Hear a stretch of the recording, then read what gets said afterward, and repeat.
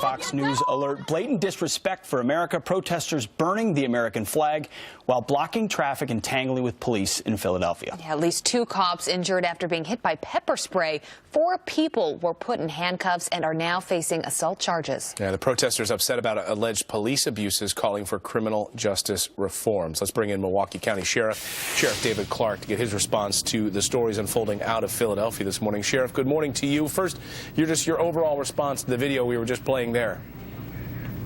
Well, you know, somebody asked if we're going to have to put up this for the next 4 years. Not if the police so assertive stance against this sort of thing. And I'm not talking about the officers on the street. I'm talking about the orders that they're getting from police executives who have this hold the line, this bend but don't break. We saw it at Cal. This stuff is disastrous. It's going to get cops hurt.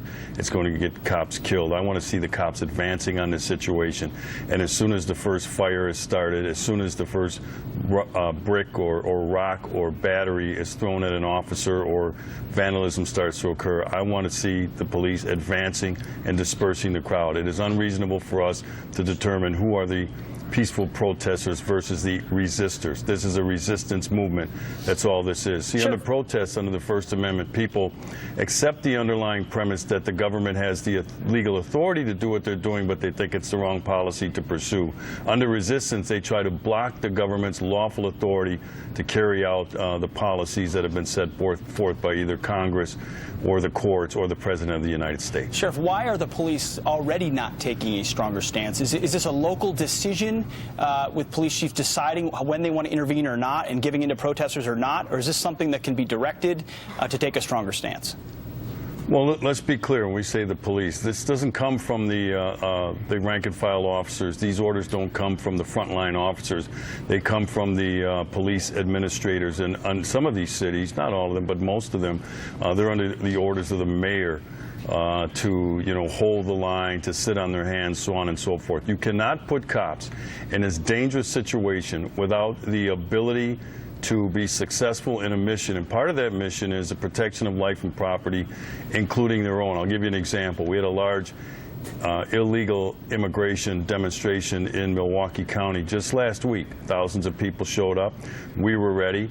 I gave the orders under the directed patrol mission that the first sign of problem, we were going to disperse the crowd. I gave them the authority to use tear gas if necessary, to use rubber bullets, bean bags, once the confrontation, not the protest itself, not the demonstration itself, but as soon as one person, and it's unreasonable for me in a crowd of thousands to pick out who that one person was that threw that rock or who set that fire, and so everybody has to be dispersed.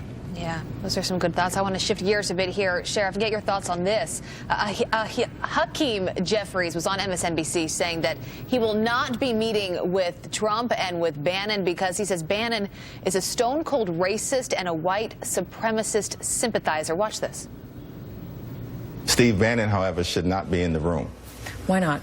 Well, listen, he's a stone-cold racist and a white supremacist sympathizer. It'd be hard for me to participate in any meeting with Steve Bannon that normalizes his presence in the White House. Is this really where we are? What is your reaction to that? Well, first of all, Jeffries doesn't get to decide who should be at the meeting in the White House. President Trump will decide that. I think Jeffries is a stone-cold goof who shouldn't be in Congress. How about that? But the voters in his district decided he should, and that's fine, so I'll accept that. So he has to accept whoever Donald Trump, President Donald Trump, wants in that meeting. All Jeffries is doing is stoking up animosity. I know Steve Bannon. I've met Steve Bannon. Steve Bannon is a good man. Steve Bannon is an honest man. He's a fair individual. And I'm actually appalled that these individuals continue to play the race card against this administration when nothing. They tried it with Donald Trump. It didn't work, and now they're going to continue to do this. But Steve Bannon is a good man. It's up to Donald Trump, President Donald Trump, who he wants in those meetings. Sure. If you heard the other day at the press conference the president saying, look, I tried to meet with the Congressional Black Caucus, but they canceled the meeting. Were you surprised by that? Well, I don't know what happened. I don't know all the information or all the facts, but Donald Trump throughout his life has been willing to meet with anybody and everybody in terms of trying to put something together and get something done, even in New York City. He's been honored by black groups in New York City for some of the philanthropy and some of the things that he's done to improve some of the disparate parts of New York City. So now all of a sudden, 70 years later, now all of a sudden he's a racist. This thing, look, it's a charade, it's a game, it needs to stop. But even if it doesn't stop, Donald Trump should continue to move forward. President Trump, I'm sorry, should continue to move forward with his agenda to make America great again. I helped him. I fought for him to become the 45th president of the United States. Now we got that done, but now the real work and the real fight begins pursuing his agenda. And I've made it very clear, I'm going to do everything I can to help Donald Trump make America safe again and make America great again. And my role that I play as a law enforcement executive really has to do with criminal illegal aliens, the 287G program, the deportation of criminal illegal aliens. The last number I saw, nearly 300,000 criminal illegals that have been convicted of crimes in the United States that are here. Donald Trump has made it clear the catch and release days are over. There have been several directed patrol missions by ICE. We participated in one in the Milwaukee area. We swept up 16 individuals that have either been convicted of serious criminal acts and or scheduled for deportation, and they didn't show up at their deportation hearing because under the catch and release, these guys are in the wind and you never see them again. Donald Trump's made it clear where he's going to start. This is existing law. He hasn't reformed immigration. He can't do that. Only the Congress can do that.